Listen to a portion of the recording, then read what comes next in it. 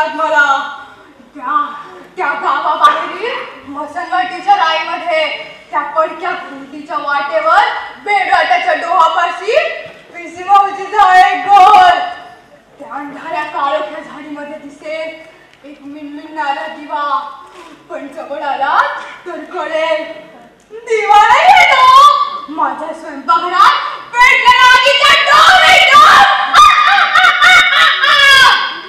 माझ्या घराचा दरवाजा तुमच्यासाठी असेल सतत उघडा, पण दरवाजा हळूच उघडा. कर कर.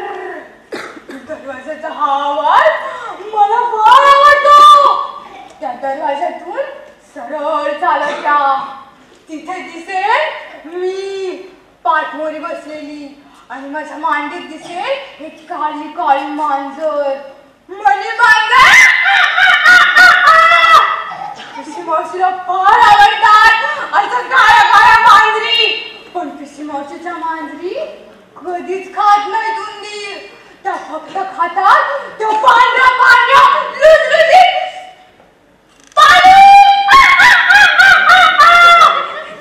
तुम्ही अजिबात घाबरू नका.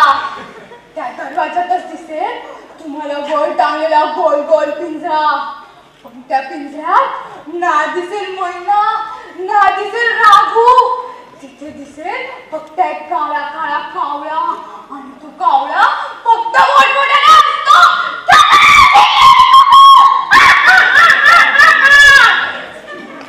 काय काकम बदमाश पाहिजे. पुन्हा पुन्हा दक्षिणा मिळाली म्हणून पुन्हा पुन्हा श्राद्धाचं जेवतात. असंच पाहिजे तुम्हाला. सोडणार नाही एकेकाला. करून टाकीन तुमचा सोळा मोळा. अशी एक एक बदमाश माणसं बसली आहेत माझ्या समोरून. काय सांगावं पुढे असेल तुमचा काय म्हणी ताई. कशाला एवढी गडबड करताय. परवा चोरलं होतं ना काशीताईचं कंठा. आणि मात्र तिच्या घरात सोडणार नाही एकेकाला. करून टाकली ना तुमची मनी मांजर. भोगाता हीच तुमची फळं. काय सरपंच राहातेच आयुष्यभर उलटे टांगलेले. बंडूच्या म्हातारीला तुम्हीच मारले होते ना मागे. होते मी तिथेच पाहत होते सगळे. मग काय धरलाय पटवागून आणि ठोंगे तुमचं काय तुमच्या गावात पण असतीलच ना अशी माणसे. मग पाठवत ना माझ्याकडे.